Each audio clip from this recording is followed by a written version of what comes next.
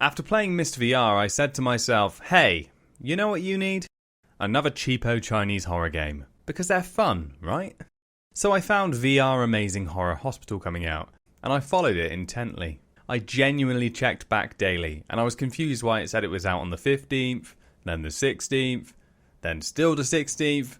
But fuck it, it's out now. Woohoo! Let's throw a few quid at a game that's hopefully going to be either spooky and good, or shit and funny. Boy, was I wrong. £15!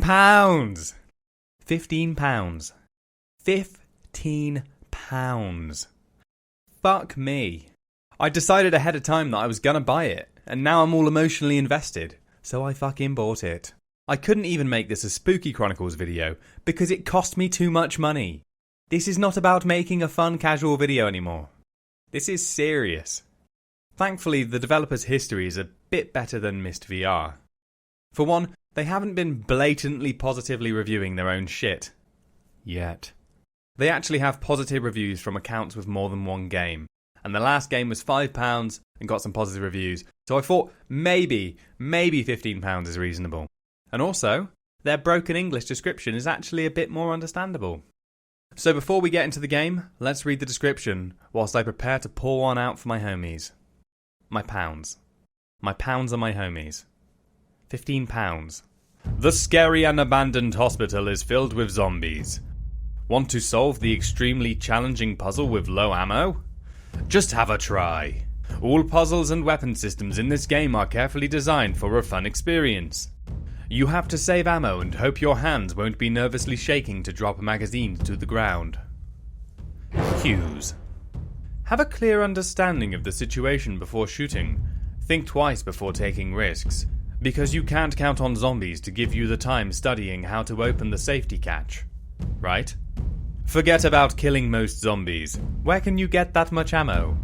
Just figure out another solution. Don't act alone in the midnight. Don't try to reach your head into the walls in the game, because it is painful to hit a virtual wall or real wall. We all know it. Be mindful of all details, because you may find clues there. There are no word puzzles, so all players can play the game regardless of their age or nationality. No language barriers. Great. If you are trapped in somewhere and unable to get out, please come to the forum, and after seeing many other people who also failed to escape, you can definitely feel better, because you are not the only one who may be eaten by the zombies. So stay cool. There may be bugs in this game because our testing personnel has been testing the game with their eyes closed all the time out of fears. They'll have to wet their pants if they opened eyes to play the game. Therefore, we welcome all players to provide feedback about any problems they met in our game. So yeah, broken English, but a lot of character. It made me feel a bit less cynical about this going in. So first up, you're met with the start screen. In the lobby there's 2 guns to play with, so I learnt to use each after realising the locomotion is teleport only. I got confused for a while because on the pistol there's a mag release button, which ends up being, unlike all the other interaction, a button press on the controller you hold the gun with. I kept trying to poke it with my left hand like a dummy. It feels natural though. Then there's the shotgun. I couldn't figure out how to get the fucking thing to fire. I tried for quite a long time, and the answer? You hold down the trigger for longer. I mean, I guess that's okay. You have to hold down long enough that you can't accidentally shoot it. I'm not sure if that's intentional, but it does kind of make it feel a bit meatier. So with that all sorted, it's time to start. Sknen 1. Sknen. So I get my bearings, check out some of the cupboards, and do the obligatory object throw to see what we're dealing with. So, yeah, okay physics, no collision sound. Try to open this desk, but I'm met with no resistance, no sound, so I'm immediately not sure if that's bugged. That's never a nice way to start one of these games. Then I go over to the crank on the wall. I'm not sure why there's a random crank on the wall in a hospital, but apparently it opens the radiator secret, as you fucking do. How indiscreet can you possibly be? Some kind of weird double bluff? Like if I put a big red buzzer on the bin in front of my house. If you hit it, the front door opens. Who's gonna figure that one out? I climb in the vent, which is alright.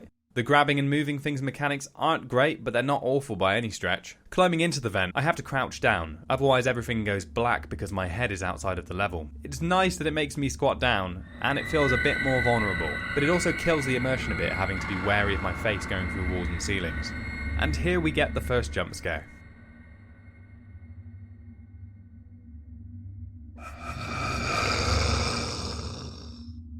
Yep, apparently the hospital's French waiter got inexplicably pinned in the vents. He's not chasing you. Also, the sound design is fucking horrible. You go from no sound at all to all the sound, with no in between. This arm is not scary because it makes no sense at all. Why would a zombie leave it there? That is not what zombies do. I jump down into the next room and look around a bit. This is probably a good time to acknowledge all the texture flashing. It's so shoddy. In a horror game, lights are supposed to flicker, not the walls, not random wooden surfaces.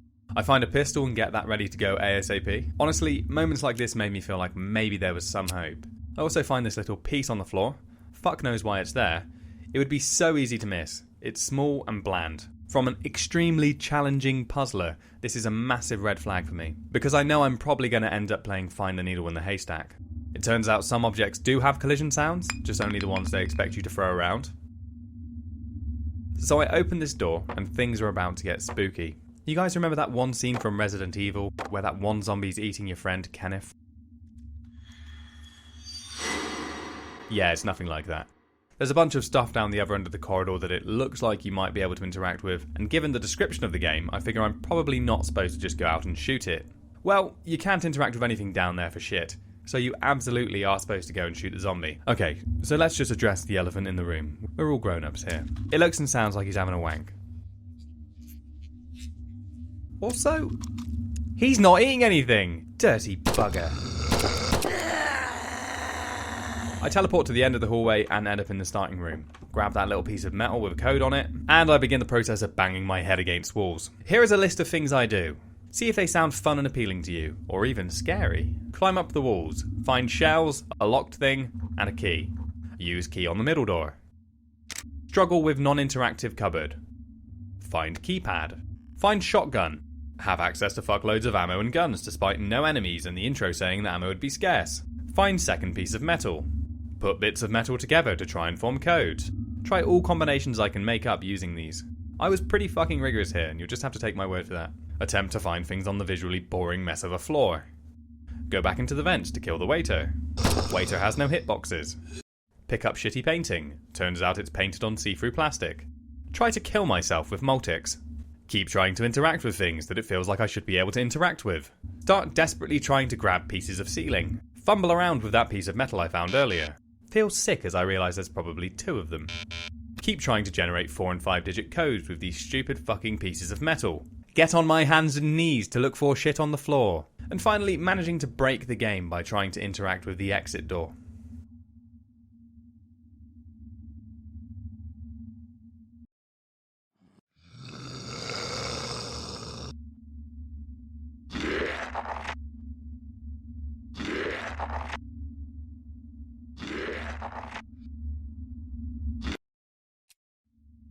Okay, so VR Amazing Horror Hospital is a steaming pile of shit. I spent about an hour walking around in that one area. I'm sure I missed something. It really is challenging. But it's not challenging in a positive way. It's just hard to make yourself play it. I really went into this game hoping to play through it all, expecting it to be bad, but I couldn't. All I can show you is my experience and hope that you don't give these devs any money. From their description and their cheeky reasoning for it being a bit rough around the edges, I thought I might end up laughing with the devs. Instead, I feel like they're laughing at me. This is simply not an enjoyable experience, and for £15, there is absolutely no way it won't leave a sour taste in your mouth.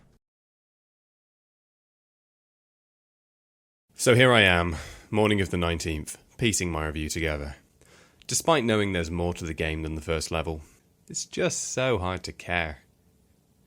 I check back to the Steam review page to see if anyone else has weighed in, and what do I find? There's a positive review. Now, the account is pretty suspect. I can't see how you'd possibly only own 2 VR games. Even if you have a riff like me, I think the odds of going straight for those 2 games has to be super low. But who knows? Also, this account reviewed Joygo's last game, VR Escape the Space Station. It translates to, "The scenery is beautiful. The last hurdle has a nice surprise." So, that's a shame. It looks like both Chinese spooky puzzle devs have something suspect going on. Then I translated this review and made a shocking discovery. 'Dengle hao zhu, zhongyu. 想象力 Wait a long time, finally on the line. 进入游戏日日让马格鲁萨让的相处 Into the game, there is a creepy feeling. 后面这些热的很好 Picture details do well. 强少的很神奇 The gun is very real. 尤其是音乐真的很吓人 Especially the music is really scary. 这是太容易通关了 It is too easy to customs clearance. There you have it. I'm not sure exactly what it means, but if I had to guess, I'd say the Chinese are tricking the West into wasting their money on this shit. It probably goes straight towards the communist robot army. Sorry for contributing £15 towards our demise. That's probably 2 or 3 robots worth. They slipped up admitting it outright, but I doubt anyone with any real heft is going to blow this story wide open. Never mind.